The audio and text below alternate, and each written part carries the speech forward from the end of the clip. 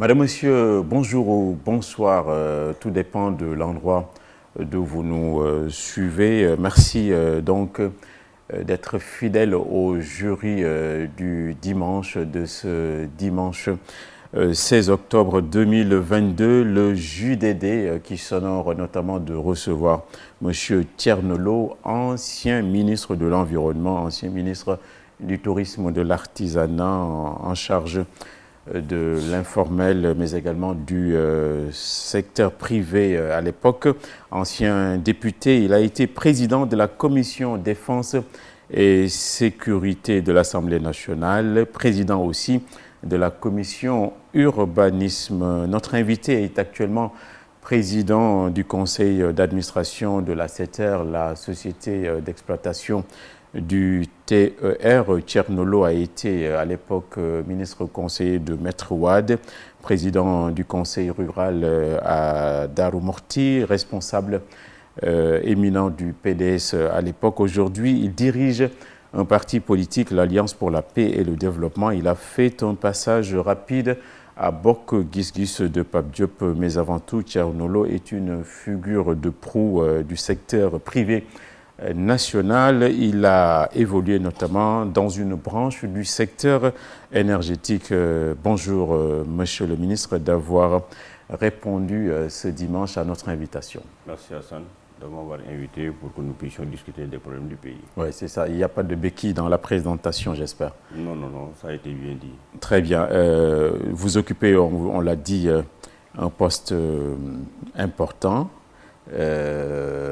Président du conseil d'administration de la SETER. Est-ce qu'on peut qualifier ça de fromage à la suite d'une générosité de Monsieur le Président de la République? Bon, je ne parlerai pas de fromage ou de générosité parce qu'il n'appartient pas au Président de la République d'être généreux ou de distribuer des fromages. Il a été élu par les Sénégalais suivant un programme. Il a une lettre de mission pour le développement de ce pays. Il parle d'émergence, mais moi je dirais développement. Pour y arriver, il ne peut que compter sur les compétences sénégalaises. Et tout à l'heure, quand on vous écoute, vous avez retracé mon parcours qui part du secteur privé jusqu'à des fonctions au niveau du service public. Donc c'est une expérience qui devrait pouvoir aider quelqu'un qui veut traduire une lettre de mission. S'y ajoute le volet que vous avez abordé, qui est le problème de cet ambitieux projet du TER. Il m'arrive d'envoyer des notes au président de la République sur les questions économiques et sur d'autres suggestions pour mieux fertiliser ce qu'il est en train de faire. C'est ça, nous reviendrons sur le TER. Mais c'est quoi votre travail comme président du conseil d'administration de la SETER? C'est quoi le travail au quotidien? La SETER, c'est la société de patrimoine. C'est cette société de patrimoine qui prend en charge le TER. Ça veut dire que toutes les gares qui ont été traversées, le TER lui-même, tout ce qu'il y a au niveau des opérations de maintenance et l'exploitation. Donc nous devons contrôler tout ce qui a trait à ce projet-là. Alors le conseil d'administration est censé voter des budgets, contrôler la gestion du directeur général, regarder tous les engagements qui sont pris au nom de l'État du Sénégal.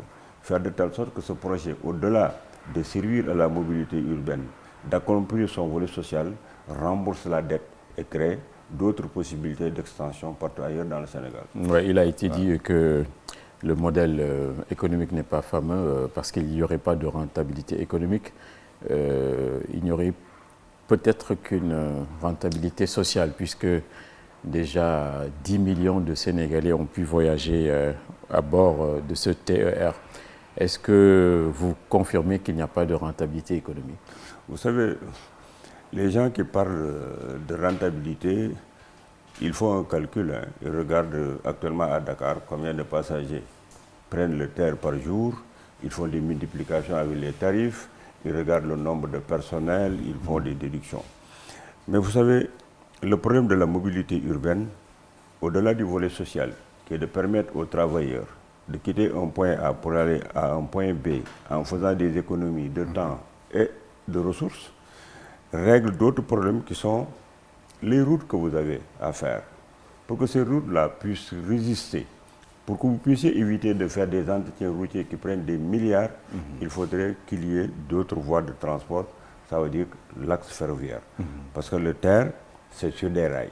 Ces rails-là, à chaque fois que vous préservez vos routes. Vous gagnez du temps, vous préservez vos routes, vous réglez le problème de la mobilité urbaine. Donc, c'est des projets qui règlent le volet social et qui ont aussi des possibilités de rentabilité à condition que la gestion soit regardée de façon rigoureuse pour que les sociétés qui exploitent ne fassent pas des choses au détriment du peuple sénégalais. La gestion du terre est rigoureuse actuellement. Donc nous veillons actuellement à signer un très bon contrat d'exploitation. Nous regardons la rentabilité du terre en mettant toujours en exergue l'intérêt du peuple sénégalais. Pour ne pas laisser une entreprise, une filiale étrangère venir gérer, faire supporter aux terres tout ce qu'il y a comme activité dans la sous-région, comme je l'ai vécu partout là où je suis passé. Parce que nous étions une filiale, les gens avaient des filiales dans la sous-région, mais faisaient supporter à celle de Dakar tous les frais, et puis un bureau d'achat qui est à Paris, où les gens font des exportations de devises, des sous-traitances à l'interne, tout ça pour prendre l'argent du contribuable sénégalais au détriment maintenant de ce qu'il fallait faire pour qu'il y ait une rentabilité efficace. C'est ça. Et pourquoi vous préférez le mot développement au terme émergence? L'émergence, ça veut dire que vous êtes un pays sous-développé, vous tendez à sortir d'une situation de difficulté, de sous-développement. Pourtant, le développement est plus que l'émergence. Le développement, c'est plus que l'émergence, ça, c'est des secteurs qui sont là, une économie qui est maîtrisée, où vous pouvez vous séparer plus ou moins de la dette. Vous avez tous les secteurs économiques qui ont été pris en charge et que maintenant vous pouvez prendre en charge vraiment les questions économiques de votre pays. L'émergence, c'est un saut que vous faites par rapport au sous-développement dans lequel vous êtes. C'est ça. C'est une amélioration de situation. C'est ça. Quand on met 1000 milliards entre Dakar et Diamniadio et qu'on laisse en rade Dakar-Bamako ou Dakar-Saint-Louis, est-ce qu'il y a de la rationalité dans ça? Quand vous êtes dans un pays où tout est à faire, vous ne pouvez pas tout faire ensemble. C'est à vous, qui est élu, dépositaire de la volonté populaire, d'avoir votre stratégie. Vous auriez pu commencer par l'agriculture. On dirait que, excellent, quelqu'un comme Tchernolo dirait « Hurrah, voilà ce qu'il faut, voilà le point de départ ». C'est ça qui va générer la rentabilité des autres zones. Vous pouvez commencer par les autres infrastructures. Par exemple, le truc Dakar-Bamako, c'est dans le projet du président de la République. Parce que le terre dont vous avez parlé, qui va quitter Dakar, aller jusqu'à Diamniadio, après bifurquer pour aller Mbour, Thiès, après maintenant aller sur Saint-Louis, l'intérieur du Sénégal, il a dans son projet aussi le Dakar-Bamako. Et il a aussi l'axe Dakar-Saint-Louis, Saint-Louis-Thiès, parce qu'il faut reprendre le rail qui partait de Saint-Louis jusqu'à Thiès. Parce que vous avez des gares, c'est des pôles économiques qu'il faut développer. Vous avez Saint-Louis, Rao, Pal, Ndande, Kébémer, jusqu'à Thiès. Quand le train qu'on appelait Arigoni roulait pour venir jusqu'à Thiès, c'était des pôles économiques qui vivaient. Louga, Linguère, partout, les populations avaient une ressource. Et c'est ça qu'il faut refaire, parce que le développement ne peut pas se faire. Tout ce que vous avez cité a été démantelé par les socialistes à l'époque. Socialistes. Et vous, les libéraux, vous n'avez pas non plus beaucoup d'idées pour la relance du chemin de fer. Est-ce que le président Macky Sall, par exemple, a la volonté de relancer les chemins de fer ici au Sénégal? Oui, vous avez dit quelque chose qui m'avait complètement écœuré, parce qu'en ce moment, j'étais ministre conseiller du président Wade. J'étais la présidente de la République quand les gens étaient en train d'enlever le rail. Et ce jour-là, je crois que j'ai failli avoir une crise cardiaque. Parce que je me suis dit, comment est-ce qu'un pays en développement peut se permettre de détruire son axe ferroviaire? C'était la faute à qui? C'était la faute aux partis socialistes, parce que c'est eux qui avaient permis que les gens vendent la ferraille. Parce que je me souviens, le professeur Souleymane Niang, je crois à l'époque, qui était directeur du Petit Train Bleu, je l'ai rencontré, il était à la présidence de la République à un moment donné. Les gens venaient le voir même pour essayer de voir comment est-ce qu'ils pouvaient acheter la ferraille. Ouais. Alors moi j'en souffrais, effectivement. J'ai dit que mais voilà, un des secteurs du développement économique de notre pays qu'il faut allier avec l'agriculture pour aller vers le développement. On détruit le rail. Je n'avais rien compris. Je ne savais pas quelle était vraiment la motivation profonde de ce qu'il faisait. Alors si aujourd'hui, le président Macky Sall arrive à mettre un accent particulier sur l'axe ferroviaire, moi je ne peux qu'à le dire. Parce que je sais que voilà le chemin du développement. Voilà. Donc je ne peux qu'applaudir et je suis très fier d'être président du conseil d'administration, avoir un pied dans ce levier économique. C'est ça. Monsieur Thierno, je rappelle que c'est vous que nous recevons ce dimanche. Vous tressez beaucoup de lauriers à l'endroit de Monsieur le Président de la République. Est-ce qu'on pourrait parler de vous aujourd'hui comme d'un transhumant ou comme d'un pragmatique? Hassan, j'aurais préféré vraiment que nous puissions continuer sur ces questions on y reviendra, économiques on reviendra sur ça. Qui sont très importantes. Parce que pour qui me connaît, je n'ai pas l'habitude de la laudation. Parce que je ne sais pas à quoi elle sert. D'après ce que je viens de développer, je n'ai vu nulle part où j'ai jeté des lauriers.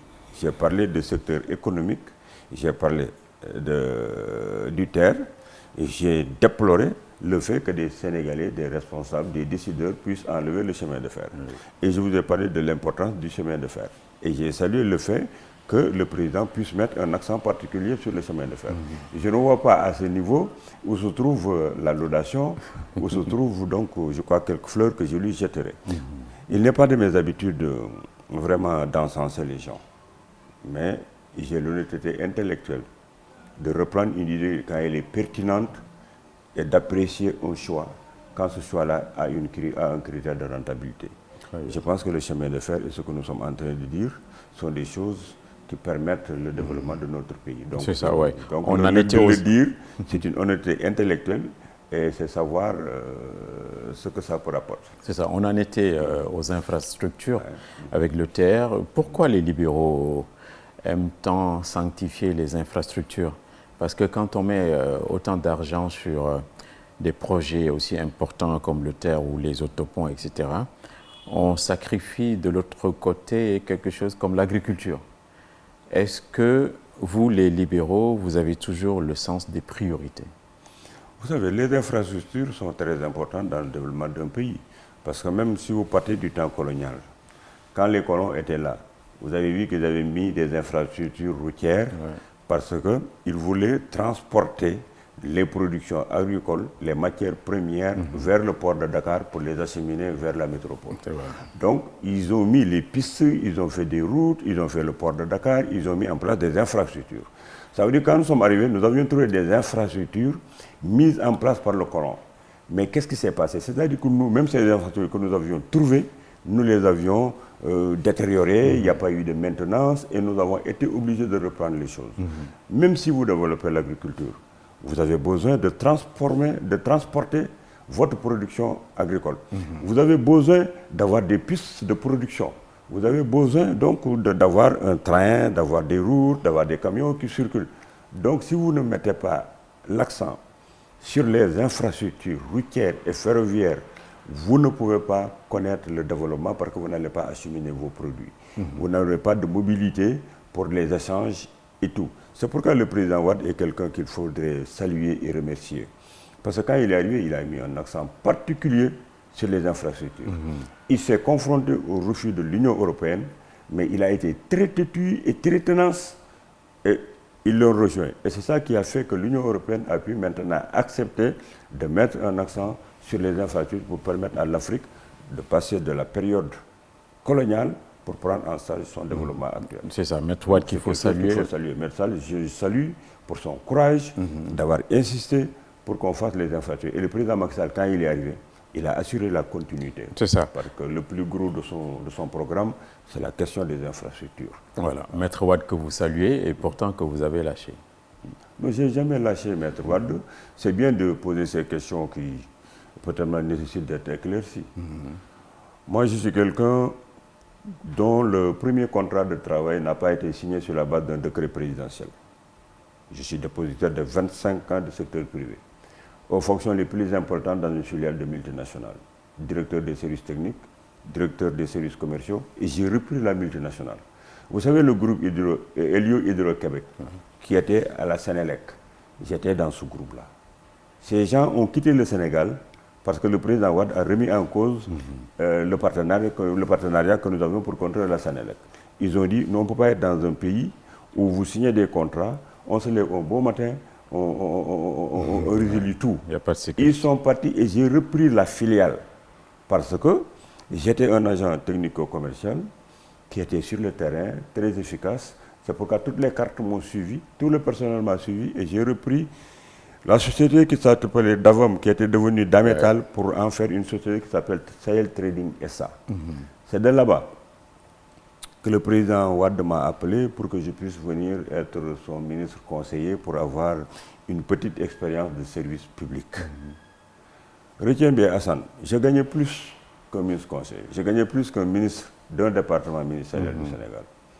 Quand j'entrais à la présidence de la République, ils avaient des 406. Je suis entré là-bas avec une BMW 525 injection full option. Mon bureau était plus joli que le bureau que j'avais au niveau du building administratif où l'eau passait par les NACO et me trouvait là où j'étais. Donc si c'était à la recherche du délice, je n'aurais jamais quitté ma société pour venir travailler pour mon pays. Mais c'était la deuxième fois que le président Wade me propose de venir travailler avec lui. Alors j'ai dit que bon, j'ai une expérience du secteur privé, je peux aller voir comment ça se passe au niveau du secteur public et essayer de servir mon pays. Je suis arrivé là-bas et j'ai été pris de ministre conseiller. Il m'a dit, toi, je vais te donner un département ministériel. Et la politique m'a pris dans son engrenage et je suis devenu ce que je suis maintenant. Mais si c'était à refaire, je vous assure, je n'aurais pas quitté le secteur privé pour venir dans le secteur privé. C'est ça, c'est une parenthèse. Avant d'en venir maintenant à la souveraineté alimentaire, parce que c'est une question importante. On va parler un peu de vos relations avec le président Macky Sall, dont vous dites qu'il est le continuateur un peu de la politique infrastructurelle de Maître Wade. Vous nous dites que vos relations sont directes. Quand vous voulez le voir, il n'y a pas d'intercesseur, il n'y a pas d'intermédiaire. Donc, comment se fait-il? Comment cela se fait-il? Mais c'est très simple. Et les Sénégalais ne font pas la différence. Ils pensent que moi, quand j'ai quitté le PDS, quand le président Macky Sall m'a appelé pour venir être à ses côtés, j'aurais pu choisir d'être de la paire. C'était plus facile. Il me connaissait. Il était premier ministre, j'étais ministre de l'Environnement. C'est lui qui a fait le renouvellement des instances du PDS. Il connaît donc ma représentation à la base. Parce que j'ai été au niveau du département de Kébémer, j'ai gagné l'élection des députés. J'étais président de la communauté de Darmoussi pendant 5 ans et j'étais le secrétaire général adjoint de la fédération départementale de Kébémer. Donc il savait que j'avais une base. Il sait que j'ai une expérience parce que j'étais dans le secteur privé et je suis venu, j'étais son ministre de l'Environnement, où j'ai assuré des choses. Il disait même au président Wade que Thierno est un très bon ministre de l'Environnement. Le président Wade disait la même chose. Donc quand il m'appelait, il savait que j'avais la possibilité de venir impacter dans ce qu'il fait en étant un militant de la paix. Mais j'ai refusé d'être militant de la paix parce que je voulais faire la politique autrement. Et j'ai rencontré des Sénégalais qui privilégiaient autre chose que les positions de pouvoir. Parce que l'Alliance pour la paix et le développement avait commencé pour être un mouvement citoyen. Je n'avais pas voulu créer un parti politique. C'est un mouvement citoyen que j'avais créé. Le président Macky Sall, quand il faisait l'axe 3 de la décentralisation, m'invite à la salle des banquets, je viens comme invité. Il fait son discours, on allait vers des élections locales. Alors il termine par dire, les mouvements citoyens comme les Zidane et consorts là, il m'appelle Zidane, alors on ne peut pas leur donner des récépissés parce que nous allons en donner des prêteurs, ce n'est pas possible. Alors que nous, quand nous avions ce mouvement citoyen, on se disait que les personnes qui ont émergé dans les groupements féminins que nous avions au niveau des quartiers, qui ont fait du social, donc ces personnes-là sont censées pouvoir être des maires.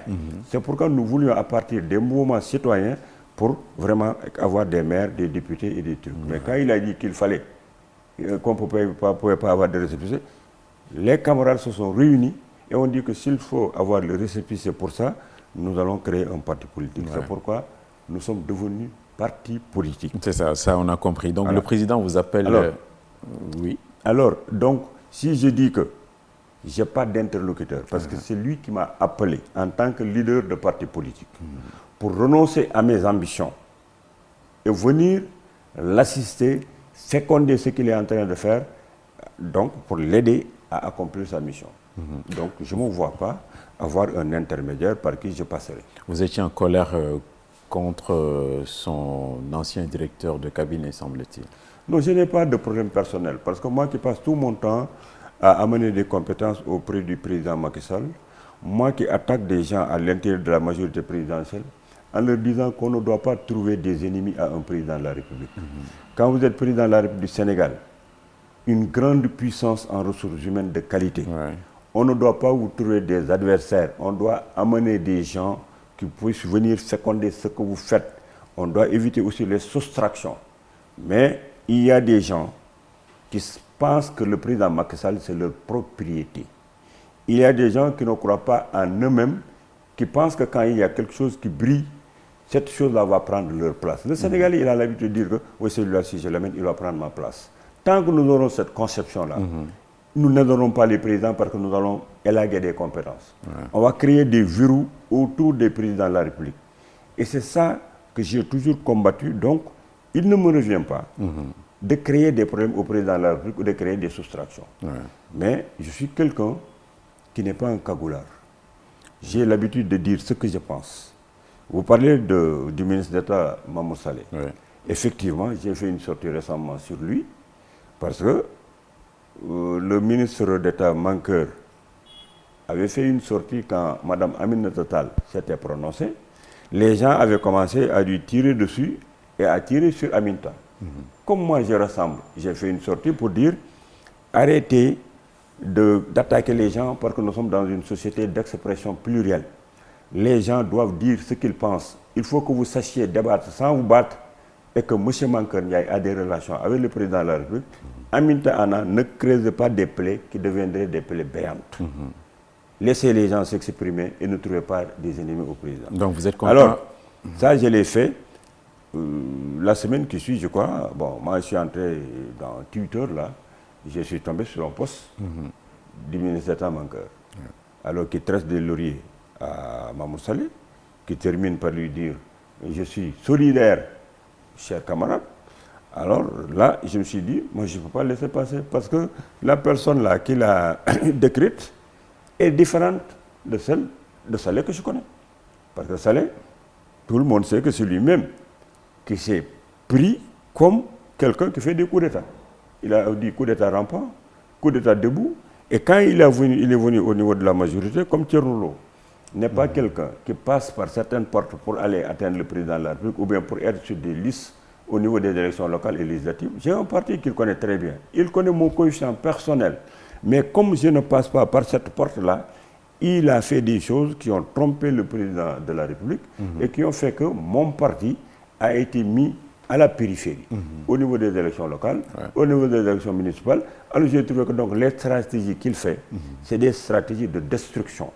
Et il ne fait que la gestion des ennemis. Alors ça, je l'ai mis en exergue pour dire que ce n'est pas un bon collaborateur du président de la République. Donc là, vous êtes content que ce gauchiste soit non, dégagé je ne suis même pas. Là aussi, je précise une chose. Les prérogatives du président de la République, je n'interfère pas là-dessus. Ce n'est pas à moi de dire au président de la République il faut renvoyer telle personne ou bien il faut faire telle. Ce sont ses prérogatives. Mais si le président de la République prend une personne, prend Hassan par exemple, Hassan qui vient, qui fait des choses qui impactent sur moi, Hassan m'entendra. Très bien. Voilà. Avant d'en revenir donc à la souveraineté alimentaire qui me semble importante, vous avez dit tout à l'heure que le président vous a surnommé Zidane. C'est parce que vous étiez bon footballeur ou bien un génie politique? Je suis chauve comme Zidane d'une part. Deuxièmement, quand il était Premier ministre et directeur de campagne du président Wade, après par la suite, il était venu au niveau de Darmoussi. J'ai organisé là-bas un meeting. Vous savez, quelqu'un qui organise un meeting et qui amène une grue à partir du port autonome de Dakar, vous êtes sûr que... Parce qu'il fallait que Bélissi se mette sur la grue pour prendre le meeting que j'allais organiser. Si je n'étais pas capable de faire une mobilisation populaire qui nécessiterait qu'on monte sur une grue pour prendre des photos, je ne l'aurais pas fait. Quand il est venu, il a regardé. C'était tellement réussi que Racine Talla, c'est lui qui a fait un mot en lui disant, Monsieur le Président, Thierno Lo est expert en politique comme Zidane l'est en football. Et il est chauve comme Zidane. Est-ce qu'on peut l'appeler Zidane? Le président m'a montré le mot. Je dis, écoutez, c'est à vous de voir. Il s'est levé. Il a dit, Zidane, vous avez la balle marquée. Vous allez gagner. Alors, les journalistes ont repris, c'est dans le net. Et depuis lors, je crois que lui, il ne peut pas m'appeler Thierno Lo. Il dit toujours Zidane, Zidane, alors que moi, je m'appelle Thierno Ibra Fati. C'est celui que Serigne Touba avait envoyé à Saint-Louis. C'est mon homonyme. D'accord. Et c'est lui qui avait choisi mon papa pour en faire le chef du village de Darmoussi pendant 30 ans. Très bien. Mais ce Zidane, je préfère mon nom. C'est ça. Mais ce Zidane va pour le moment rester président du conseil d'administration de la Sainta. On a eu dire que vous auriez des ambitions d'occuper la primature. Est-ce que cela fut vrai Vous savez, le Sénégal, les gens là, ils font de la météo, quoi, en fin de compte. Moi, je n'ai jamais été consulté pour ça. Ça n'a jamais été dans mes intentions d'être un Premier ministre. Moi, je suis quelqu'un qui travaille avec des Sénégalais qui lui font confiance et qui ont créé un parti qui s'appelle l'Alliance pour la paix et le développement. Vous en avez l'envergure? Et nous sommes, mais bien sûr que j'en ai l'envergure, parce que tous ceux qui sont Premier ministre dans ce pays-là, je crois que j'ai pratiqué avant eux, en 1978. Allez leur demander tous en 1978 où est-ce qu'ils étaient. Moi, j'étais dans la production depuis 1978. J'étais chef de département, je voyageais, je ne faisais pas pratiquement 15 jours à Dakar. J'étais dans une filiale de multinationale, nous avions notre bureau à la Défense. Là où ils ont en Arabie Saoudite, là ils font dans les palais là, ces chantiers-là qui ont été faits, le groupe dans lequel j'étais, c'est nous qui faisions cela. Donc j'avais une expérience professionnelle, j'étais dans la production avant eux. L'expérience que j'ai, je suis multidimensionnel. Je suis transitaire, je fais études, réalisation, maintenance, je connais des contrats d'exploitation, et je sais faire des bilans thermiques. Donc j'ai toutes les compétences de gestion et d'expérience pour gérer des équipes. Et l'actuel Premier ministre, Amadou Ba, c'est lui qui était le contrôleur de ma filiale. Là où j'étais, c'est lui qui venait contrôler, il était inspecteur des impôts, c'est lui qui venait contrôler. Je lui donnais un bureau. Il était là-bas pour contrôler ma gestion. Très bien. Lui, il sait qui je suis et de quoi je suis capable. Voilà, c'est lui qui dirige le gouvernement dit de combat et de défi. Ils n'ont que 15 à 17 mois pour adresser les difficultés des Sénégalais. Est-ce que vous pensez qu'ils auront assez de temps? D'ailleurs, ils ont mis en place des commissions pour lutter contre la vie chère. Est-ce que cela ne serait pas qu'un simple saupoudrage à vos yeux? Non, c'est-à-dire que les Sénégalais se trompent aussi, parce que le gouvernement du Premier ministre Amadou Ba ne vient pas pour inventer la roue. Ils viennent pour assurer une continuité. C'est le président Macky Sall qui a son programme, qu'il a déroulé pour un premier mandat, il le déroule pour un second mandat, et il avait des ministres qui étaient là, qui ont travaillé. Le terre dont vous parlez, ça a été géré par un ministre. Les routes dont vous parlez, c'était des ministres qui les géraient. Les autres postes, c'était géré par des ministres. Ils viennent pour assurer une continuité. Ce qu'ils doivent faire, c'est de mettre un accent particulier sur les chantiers qui sont en cours pour les terminer. Et aujourd'hui, poser les jalons pour les grands travaux qui vont faire rêver les Sénégalais pour qu'ils sachent que le président Macky Sall assure une continuité positive et réaliste pour changer leur bien-être. Ce gouvernement-là, on l'appelle combat. Le combat, ce n'est pas d'aller contre l'opposition. Il doit faire des choses qui servent même l'opposition. Ça veut dire que des critères de rentabilité économique, déterminer les chantiers au bénéfice des populations sénégalaises, dont l'opposition, parce que c'est des Sénégalais comme tous. C'est ça. Mais le président de la République, il est président de tout le monde. C'est ça. Vous êtes aussi un avocat de l'agriculture. Dans ce gouvernement, il y a un ministère de la souveraineté alimentaire. C'est l'autre nom qu'on donne à l'autosuffisance alimentaire. Le responsable, le titulaire du portefeuille, c'est Aly Ngouille Ndiaye. Certains l'ont dépeint comme un agriculteur du dimanche. Est-ce que vous pensez qu'il y a une politique agricole digne de ce nom ici au Sénégal? Ce que je dis en toute franchise, je suis dit qu'il y a des gouvernements qui sont passés, ont essayé de tout faire pour propulser l'agriculture au niveau du Sénégal. Mais je suis quelqu'un qui n'est pas satisfait. Parce qu'il n'y a pas une véritable politique agricole au niveau du Sénégal. Qu'est-ce qu'on fait? On gère, le président Macky Sall, pour parler de lui, il a fait aménager des bassins hydro-agricoles, il donne des semences. Il a eu à avoir un excellent ministre de l'Agriculture, Pape Abdoulaye Seck. Ce monsieur, quand il a été ministre, il a réglé quelque chose de très important, c'est la question des rendements. Il est un professionnel du domaine et j'ai bien apprécié ce qu'il a fait. Le président amène des tracteurs, il donne des semences, mais on a un problème fondamental au niveau de l'agriculture. Ça veut dire qu'il y a une minorité dans ce pays qui capte les fonds destinés à l'agriculture au détriment des paysans. Les tracteurs que le président donne, depuis le président Wade, depuis la Gouana, j'avais commencé à le dire quand j'étais ministre, on donne des tracteurs qui traversent nos frontières pour aller en Mauritanie. On donne des tracteurs qui traversent nos frontières pour aller en Gambie. Parce que les paysans à qui on donne les tracteurs, vous n'avez pas 2 hectares de terre, on vous donne des tracteurs. Quelqu'un vous dit, si vous traversez la frontière, vous vendez le tracteur à 10 à 15 000, ils traversent, ils vendent les frontières. Ou bien c'est des gens même qui les achètent chez les paysans pour aller les revendre. Les semences qu'on donne, on ne les donne pas aux gros producteurs, on les donne à des gens qui les vendent. Les engrais sont vendus, nos semences et nos trucs traversent la frontière et vous voyez maintenant la Mauritanie qui avait une vocation d'élevage, qui vient nous vendre maintenant des tomates et des trucs parce qu'ils cultivent maintenant plus que nous dans les cultures maraîchères. Je pense que donc il y a des choses qu'il faut revoir pour que ce secteur qui est fondamental pour notre économie soit développé. Parce qu'un pays qui ne règle pas son agriculture, qui ne règle pas son chemin de fer, n'est pas encore sur la voie du développement. Et la minorité dont vous parlez, c'est qui? La minorité, c'est les OPS. C'est les OPS. Allez à Touba. Les OPS, c'est... Les OPS, c'est les opérateurs là, qui travaillent au niveau du secteur agricole, qui achètent les semences, qui font des trucs, ils font de la spéculation. Quand le paysan termine sa récolte, ils viennent à bord-champ acheter la récolte du paysan, alors qu'il y a des centres de collecte qui devraient collecter les récoltes des paysans et essayer de les commercialiser. Mais ils viennent à bord-champ, ils trouvent le paysan. Quand le kilo de l'arachide doit coûter 250, le paysan, il est fatigué, il a envie d'acheter d'autres produits, il achète à 150.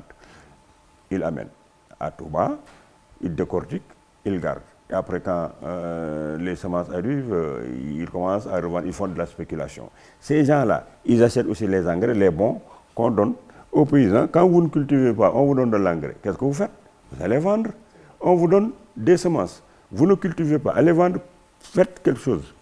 Allez à Darou-Moussi, là où j'habite, l'arrondissement de Darou-Moussi. Circulez. Vous allez voir des étendues qui n'ont pas été cultivées. Parce que les gens, certains n'ont pas de semences, d'autres qui ne se retrouvent plus dans la production arachidière. Parce que vous cultivez, après vous allez vous retrouver avec 500 kg de récolte ou bien 1 tonne de récolte. Ils préfèrent vendre les semences et aller faire d'autres activités économiques. Alors donc ça, c'est parce que le secteur n'est pas organisé et n'est pas suivi. Parce que du temps du Parti socialiste, vous aviez la SODEVA. Ces techniciens de la SODEVA accompagnaient les agriculteurs pour voir quelles sont les variétés, comment est-ce qu'il faut travailler et vérifier quels sont les véritables producteurs. Le ministre de l'Agriculture faisait des tournées pour voir les gros producteurs et pour voir l'évolution des variétés, comment ça se passait. Et ces visites de terrain permettaient de savoir à qui il faut donner les semences. Donc, ces pratiques-là, nous ne les avons plus. Donc, il faudrait réorganiser le secteur. Le président aussi a fait des aménagements agricoles. Il suffit tout simplement d'appuyer un bouton maintenant pour avoir de l'eau pour traverser. Quand vous allez là-bas, vous allez trouver des bassins qui ont été aménagés, mis à disposition, mais non exploités. Là aussi, il va falloir qu'on puisse dire que le Sénégal est un tout. Il n'y a pas des habitants du Sine Saloum, du Cayor ou du fleuve. Nous avons des terroirs qui appartiennent aux Sénégalais. Le khalife général de tel endroit peut aller cultiver à un autre endroit et aider même les populations qui sont là-bas pour faire une bonne production, mais pour utiliser les surfaces qui ont été déjà aménagées pour une grande production. Mais on aménage, mais les gens n'exploitent pas, mais on se dit que vous ne pouvez pas quitter le bol pour aller dans le fleuve pour essayer de cultiver. Alors que le Sénégal est un tout. Ça aussi, ça fait partie des problèmes qui font que nous avons des problèmes pour atteindre l'autosuffisance, qui est une question de souveraineté et de dignité nationale. Oui, c'est ça. On y reviendra ça, tout à l'heure. Très important. Ouais, on y reviendra. Je rappelle que nous recevons ce dimanche M. Tchernolo, ancien ministre, et quand on vous suit bien, vous décrivez le président de la République comme l'homme de la Providence. D'ailleurs, le projet de budget 2022-2023 est arrêté, en tout cas annoncé jusqu'à 6 400 milliards. Est-ce que ça veut dire que les mois et les années qui viennent, on va raser gratis? Est-ce que c'est le retour de l'abondance? Qu'est-ce que ça vous dit, ce projet de budget? Ça vous permettrait de corriger, parce que moi, vous utilisez des termes qui mettent l'homme de la providence. Je n'ai jamais dit ça. Je trouve le président Macky Sall comme étant quelqu'un qui est ambitieux, qui veut faire plus que le président Wade. C'est très bien. Quand vous voulez faire plus que le président Wade, ça veut dire que vous voulez réaliser. Et c'est quelqu'un qui fait tout. Il a fait bouger tous les secteurs. On peut ne pas être d'accord sur des positions politiques et autres, mais sur le plan du bilan, il est inattaquable. Parce qu'il a fait bouger tous les secteurs. Prenez n'importe quel secteur, il a fait des efforts qui sont immenses. Et je les souligne au passage. C'est parce que c'est ce qu'il faut faire. Mais je ne dis jamais que quelqu'un est un homme de la providence. Il a une ambition, on l'aide à faire mieux. Et j'invite tous les Sénégalais à se départir des positions partisanes, à arrêter les confusions pour savoir que le développement est au bénéfice de tout le monde et que le pays nous appartient et chacun peut venir fertiliser ce qu'il est en train de faire. C'est ça, et la loi de finances, 6 400 milliards. 6 400 milliards, c'est très bien. Et puis le volet important qu'il y ait la prise en charge du volet social, c'est très appréciable. Parce que le président de la République, il est élu pour régler le problème du bien-être des populations. Il faut qu'il les soigne, il faut qu'il les nourrisse, il faut qu'il les fasse travailler. Ce budget vient de nos impôts. Ces impôts-là, donc, il voudra faire des inputs qui sont au bénéfice des populations sénégalaises. Et aujourd'hui, vu le contexte mondial, les conditions de vie sont très difficiles. Ouais. Au Sénégal, à des moments donnés, vous sortez de votre maison, quelqu'un vous rencontre, vous présente une ordonnance. Vous vous dites que non, non, non, c'est un arnaqueur. Mais maintenant, chaque ordonnance qui vous est présentée, chaque sollicitation qui est faite, c'est une réalité qui est vécue par les Sénégalais. Très bien. Les conditions de vie sont très difficiles. Tendre la main, c'est très difficile. C'est très difficile. Personne n'aime tendre la main. Mais aujourd'hui, les conditions sociales sont telles que les gens, avec leur dignité et tout, sont obligés de tendre la main, de faire des sollicitations. Donc quand le président est conscient de cela, qu'il ait une fibre sociale, qui lui permet vraiment de dire qu'il faudrait qu'on mette beaucoup d'argent sur le panier de la ménagère, sur le loyer, sur les questions d'emploi, pour que nous puissions régler le problème de la souveraineté. Moi, je pense que tout Sénégalais, lucide et sérieux, doit pouvoir apprécier et les députés doivent voter cela et contrôler l'exécution de ce qu'ils ont voté au bénéfice de ces populations. C'est ça la notion de responsabilité. Mais est-ce que aussi ce ne sont pas des faux espoirs qu'on développe auprès des Sénégalais? Parce que vous le dites, nos compatriotes n'arrivent plus à se soigner ou à régler leurs ordonnances. Est-ce que les hommes politiques, depuis l'indépendance, on peut le dire, ont réglé les problèmes des Sénégalais? Moi, je dis qu'ils ont été totalement décevants. Parce que quand on voit la situation des Sénégalais et même du Sénégal, mais c'est très très inquiétant. Bon, je crois que je l'ai dit dans une de mes émissions pour dire qu'il y a des choses qu'il faut revoir dans ce pays. Parce que depuis les années d'indépendance, c'est les gens qui ont appris à travers la langue française qui ont eu à gérer ce pays. Mais ils ne peuvent pas me dire actuellement quel est le secteur de notre économie qu'ils ont développé. Chacun est venu, il a fait ce qu'il a pu faire, mais personne ne peut dire tel secteur, je l'ai développé. Ça pose un problème. Est-ce qu'on doit choisir les Sénégalais à partir de la langue? La langue, c'est un véhicule.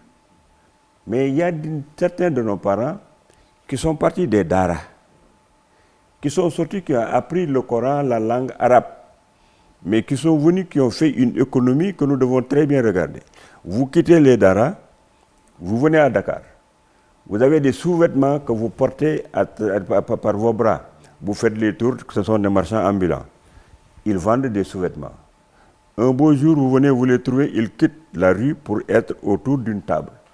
Vous venez encore quelques mois ou un an après, vous trouvez qu'ils ont un magasin. Vous les trouvez, ils partent du magasin maintenant pour entrer dans le cycle de l'industrialisation. Vous avez vu le parcours, ils partent du Dara jusqu'à l'industrialisation. Ce sont nos Coréens, ce sont nos Chinois, comme nous avons l'habitude de dire des Coréens Chinois, au lieu de copier sur le modèle.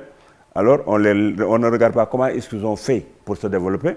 D'abord, ils ont mis en place la valeur travail et la discipline et la citoyenneté.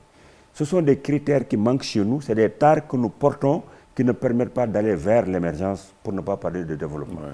Nous, ceux qui sortent de Dara, ils ont été très bien éduqués, ont la valeur travail et ils savent entreprendre. Donc quand nous devons développer ce pays-là, nous devons les associer et ne pas les mettre là-bas à la périphérie, des gens que nous considérons comme des gens qui sont dans l'informel, alors que c'est une économie populaire qui devient une économie formalisée. Parce que quand vous partez du marchand ambulant, de la boutique, vous allez vers l'industrialisation, vous êtes dans la formalisation. Donc il faudrait que nous puissions les associer à la gestion de ce pays et ne pas laisser la contrainte de la langue qui les met donc, en dehors des circuits de décision. Donc je pense que c'est ça, c'est tout le mal du Sénégal. Très bien. Voilà. On aurait pu parler, pour vous relancer, de l'exode rural, exode urbain, ouais. Mais on y reviendra. Il y a des questions d'actualité. Par exemple, la situation de la Poste, la Société nationale de la Poste sénégalaise qui est en quasi-faillite. En tout cas, les libéraux n'ont pas su régler le problème de la Poste depuis lors, parce que ce qu'on voit, ce sont des DG encartés, des politiciens qu'on nomme à la tête de cette magnifique institution du service public. Comment se fait-il? Est-ce que vraiment les régimes actuels ont la volonté de redresser la structure? Bon, Hassan, je ne sais pas qu'est-ce que vous avez contre les libéraux, hein, mais on dirait que l'histoire du Sénégal a commencé par les libéraux, alors que ceux qui ont fait le plus de mal au Sénégal, c'est le Parti socialiste. Parce qu'un pays qui avait des banques de développement, on les a foutus dehors. Parce que vous aviez l'USB, la BNDES, des banques qui étaient là, qui prenaient en charge le développement du Sénégal, le compte K2 et l'ONCAT. Tout ça a été supprimé du temps du Parti socialiste. C'est de l'histoire. Il va falloir qu'on progresse, on avance. Les libéraux sont venus, ils ont essayé de corriger, de créer des banques, de mettre en place des fonds. Le président Macky Sall est un libéral, il a continué dans ce truc-là. Mais la Poste, son mal n'a pas commencé avec le président Macky Sall. La Poste, son mal a commencé depuis le Parti socialiste, avec le président Wade jusqu'à maintenant. Quand nous sommes devant des situations, il faut qu'on les analyse froidement. Ouais. Parce que si on met de la pommade, si on ne touche pas le fond du problème, nous ne réglerons jamais les problèmes. Si vous allez au niveau de la Poste, c'est la masse salariale qui pose un véritable problème, parce que c'est les gens qui sont passés là-bas, très franchement, ont pris une clientèle politique qui gangrène l'évolution de la Poste. Très franchement. Et je pense que tout directeur qui viendra à la Poste, qui va laisser cette clientèle politique sur place, aura des problèmes. Parce que la Poste connaît des problèmes avec les nouvelles technologies. La Poste est arrivée dans des sphères de concurrence. Le courrier, les histoires de timbres, tout ce qu'il faut vraiment avec les nouvelles technologies où les gens envoient leurs trucs par mail, font des trucs à travers les réseaux sociaux. Donc, les missions de la Poste ont été bousculées. Mais toujours est-il que la Poste a toujours une vocation qu'elle peut servir, mais à condition de faire l'assainissement qu'il faut, de laisser là-bas les professionnels et de travailler avec le strict minimum conforme aux nouvelles exigences du monde. Donc pour vous, la solution d'abord, c'est de renvoyer les gens. Moi, je ne sais pas qu'est-ce qu'ils vont faire, mais il faut réduire le problème du personnel. Tous ceux qui sont au niveau de la Poste, qui n'ont pas de fonction réelle, mais qui sont pour des postes politiques, il faut que l'État les prennent pour les recaser par ailleurs ou bien leur trouver des structures de financement pour qu'ils aillent faire d'autres activités. Parce que être là-bas, il y a une clientèle politique, vous n'avez pas de poste, à la fin de chaque mois, vous prenez votre argent, mais qu'on vous donne de l'argent pour que vous puissiez aller faire du commerce, faire d'autres activités et qu'on laisse les professionnels gérer cet outil qui fait partie de l'économie du Sénégal. Donc de toute façon, pour vous, il faudra de la compression. Ah, si aujourd'hui Macky Sall m'avait confié la poste, la première chose que je viens, j'ai fait l'audit du personnel. Et je dégage tous ceux qui font partie, qui ne servent à rien, je les dégage. Parce que je ne peux pas faire une gestion avec certains paramètres. Celui qui l'a choisi, c'est un inspecteur des impôts et des domaines de classe exceptionnelle, mais c'est également un politicien. Moi, il faut c'est à lui de prendre ses responsabilités. Vous savez, quand le président de la République vous envoie quelque part, ne le regardez plus. Faites ce que vous devez faire conformément au texte et conformément à votre expérience. C'est ça. Et maintenant, c'est lui l'autorité. Si on vous dit maintenant, voilà, j'ai fait l'audit de la Poste, voilà ce que je propose, voilà, j'ai fait, vous informez votre ministre de tutelle et vous informez le président de la République. Maintenant, si on vous dit stop, arrêtez-vous, vous avez deux possibilités. Soit vous vous conformez à ce qui vous a été dit, ou bien vous vous démettez. Voilà. Très bien. Voilà, soit vous faites ou vous vous démettez. Moi, si j'étais là-bas, pour conduire la Poste, quelle que soit la Poste, même n'importe où vous pouvez m'amener, j'ai dit, voilà ce que j'ai trouvé, voilà, je compte faire. Vous me dites non. Je vous dis, monsieur, écoutez, je ne peux pas travailler dans ces conditions, je vous remets votre poste. Très bien. Je m'en vais. Oui, c'est ça. Et c'est tout. Les minutes filent, on retourne à l'Assemblée nationale avec Mme Aminata Touré et sa proposition de loi. Beaucoup de gens l'ont raillé en parlant de mimique parce que c'est une loi ségrégationniste quant aux descendants et ascendants du chef de l'État. Vous en pensez quoi? Pour l'affaire de Mme Mimi Touré, j'en passe ceci. D'abord, Mme Mimi Touré est une grande dame pour qui j'ai beaucoup de respect. Elle a bénéficié de la confiance du président de la République à la place d'autres, à des moments donnés. Donc, ce qui fait votre validité, ne la refusez pas à un autre. Ça, c'est un principe chez moi. Deuxième chose, il faut reconnaître qu'elle s'est battue. Parce qu'à un moment donné où Ben Bokayakar, certains de Ben Bokayakar, parce qu'elle et moi et tant d'autres au niveau de la peur, nous ne nous sommes pas terrés, nous étions là en train de faire face aux fossoyeurs de la République. Et nous étions sur le terrain pour les combattre parce qu'ils allaient préserver notre stabilité, lutter contre les injures, lutter contre les critiques faciles et défendre le bilan du président Macky Sall. C'est des questions de principe et elle le faisait. Donc il faut le lui reconnaître. Mais elle n'a pas le droit de dire que je dois être tel. C'est le président de la République qui choisit des personnes et ce sont les députés qui votent. On pouvait attirer son attention sur cela, lui expliquer. Mais tous les efforts qui sont déployés pour attaquer Mme Aminata Touré, bien qu'elle ait commis des erreurs, il faut le dire, si les mêmes efforts étaient déployés pour la retenir, ma conviction serait qu'il n'y aurait pas de rupture. Et ce n'est pas trop tard. Il faut que les gens agissent pour faire des additions autour du président de la République, pour essayer de penser les plaies au lieu de les rendre béantes. Exemple, aujourd'hui, si nous étions, je ne le souhaite pas, si Macky Sall ou un candidat de Benno Bokk Yakaar était allé aux élections présidentielles, au second tour, et que Mme Aminata Touré soit candidate ayant eu un pourcentage important. Vous pensez que les gens n'iraient pas la voir pour qu'ils viennent soutenir le président de la République pour qu'il puisse passer comme au second tour? Alors, donc si vous créez des plaies béantes, vous lui trouvez des ennemis, on ne sait jamais qu'est-ce qui va se passer. Donc il faut que les gens soient positifs et arrêtent de trouver au président des ennemis, même si ces personnes ont tort. Moi, je milite pour que Mme Aminata Touré puisse revenir au président de la République et que le président a rencontré des présidents qui ont fait plus de tort que Mme Aminata Touré, donc il peut se réconcilier avec elle. Maintenant, pour sa loi, je trouve que cette loi-là, c'est de la discrimination. Elle n'a pas le droit de proposer une loi comme ça. Parce que vous pouvez être président de la République et avoir des frères qui ont travaillé, qui sont des Sénégalais comme tout le monde. Vous êtes dans une famille. Vous êtes président. Vous avez 4 ou 5 frères qui ont fait de hautes études. Vous avez fait de la politique, eux, ils sont allés faire de la production. Ils sont venus, ils ont le droit de servir leur pays. Parce que vous êtes président de la République, on va leur dire, allez, vous êtes des Burkinabés, vous allez des Ivoiriens, out. Vous n'allez pas travailler pour votre pays. Cette loi peut être attaquée au niveau du Conseil constitutionnel. Très bien. Elle est discriminatoire. Elle ne devait pas le proposer. Pour son retour dans le giron de Benno Bokk Yakaar, vous pourriez faire les bons offices peut-être? Ah oui, moi je ferai tout mon possible. Très bien. Pour la rappeler à l'ordre. Ouais. Elle n'a qu'à venir. Quelque chose de très important, vous me permettez. Vous savez, Mme Aminata Touré a abordé la question du mandat. Vous savez que Mme Aminata Touré ne peut pas avoir le même comportement que ces Sénégalais-là, qui sont donc là pour dire que le président Macky Sall n'a pas le droit de. Il faut qu'il se prononce. Elle ne peut pas avoir cette attitude. Elle a été garde des Sceaux, première ministre du Sénégal. Ouais. Il faut qu'elle accepte que seul le Conseil constitutionnel a le droit de validation. Ça, c'est la posture d'homme d'État. Personne, un intellectuel, un homme d'État ne peut pas se prononcer à la place du Conseil constitutionnel. Parce qu'il peut baver à longueur de journée, amener les constitutionnalistes, seul le Conseil constitutionnel va décider.